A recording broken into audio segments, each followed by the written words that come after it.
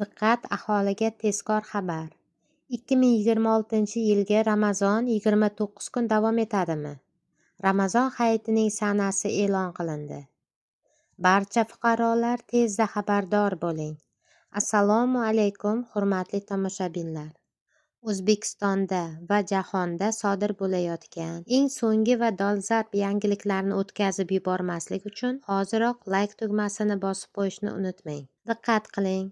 Ramazon hayiti sanasi e'lon qilindi. Unga ko'ra 2026-yildagi Ramazon hayiti sanasi 20-mart juma kuniga to'g'ri keladi va respublikamiz bo'ylab 2000 ga yaqin masjidlarda hayit namozi o'qiladi. Bu haqida Samarqandda o'tkazilgan Turkiy davlatlar tashkiloti fatvo kengashiga asoslanib, Ramazon hayiti 20-mart sanasiga to'g'ri kelishi ma'lum qilingan. O'zbekiston musulmonlar idorasi ham ushbu kengashga a'zo. Agar hayit ayyomi O'zbekistonda ham 20-mart kuniga to'g'ri kelsa, bu yilgi Ramazon oyi ham 29 kunda yakunlanishi mumkin, deyiladi xabarda.